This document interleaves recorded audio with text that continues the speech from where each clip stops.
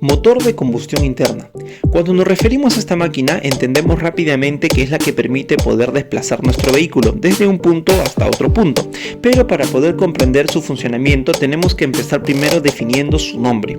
Motor de combustión interna. Automáticamente, cuando escuchamos el término motor, entendemos entonces que esta máquina es capaz de poder proporcionar su propio movimiento. Ahora, algunos motores son eléctricos, algunos motores son neumáticos, algunos motores son hidráulicos. En este caso es un motor de combustión. La combustión es un fenómeno químico que para poder existir en nuestro entorno requiere obligatoriamente de tres componentes. Requerimos combustible, que habitualmente es la gasolina, aunque algunos vehículos hoy en día utilizan GNV y GLP también. Requerimos también oxígeno, que felizmente lo encontramos en una gran cantidad en nuestro ambiente. El aire contiene mucho oxígeno, y también utilizamos una fuente de calor, que en los motores de combustión a gasolina es una chispa proporcionada por un componente llamado bujía. Estos tres elementos se reúnen, se juntan y son capaces de lograr la combustión. Y además nos dice su nombre que es una combustión interna, lo que significa que esta combustión no tiene lugar al aire libre, a la intemperie, sino que esta combustión se produce dentro de un ambiente completamente hermético, dentro de un ambiente sellado, y es por eso que se dice motor de combustión interna. Es una máquina térmica que es capaz de producir movimiento a partir de un fenómeno químico que utiliza tres componentes: oxígeno, combustible y calor, y además estos tres componentes se reúnen dentro de una cámara de combustión para poder lograr este fenómeno. Eso es lo que refiere su nombre, y eso es lo primero que tenemos que entender para poder partir y poder comprender muchas más cosas acerca de esta máquina tan importante para nosotros pues como conductores.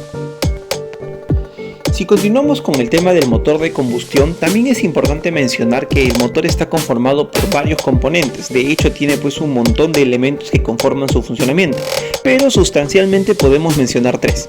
El motor de combustión está conformado por tres partes: en la superior, en el centro y en la parte de abajo. En la parte de arriba encontramos un componente llamado culata. En la parte del centro encontramos un componente llamado monobloc, o también lo conocen simplemente con el término bloque. Y en la parte de abajo encontramos un componente llamado cárter, que es una tapa inferior.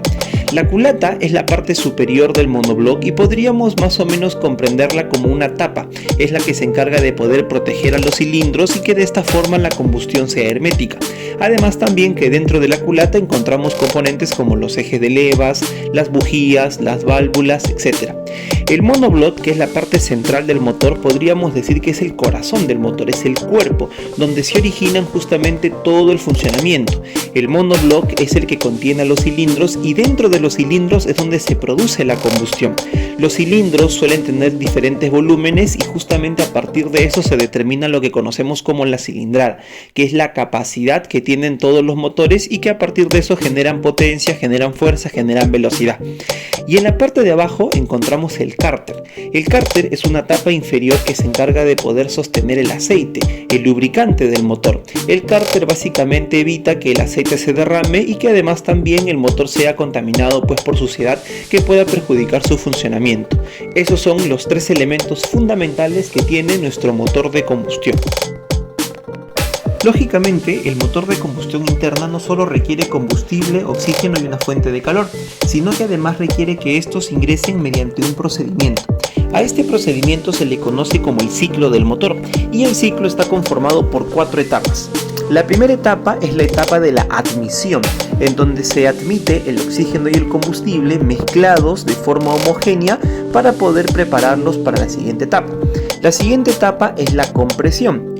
En esta etapa se comprime el oxígeno y el combustible para poder hacer que alcancen altas temperaturas. Luego llega la etapa de la explosión. En la explosión se le añade la chispa proporcionada por este componente llamado bujía, y a partir del cual se genera el calor suficiente para poder desencadenar la combustión. La combustión es la que produce el movimiento dentro del motor y es la que genera el trabajo, es la que produce que el vehículo pueda tener un desplazamiento. Y por último tenemos la etapa del escape. En la etapa del escape se pueden eliminar todos los gases y residuos que son producidos por la combustión. Con esto terminamos el ciclo y nuevamente se repite. Otra vez comenzamos con la admisión, compresión, explosión y escape. Y así es un ciclo que se repite constantemente durante todo el funcionamiento del motor.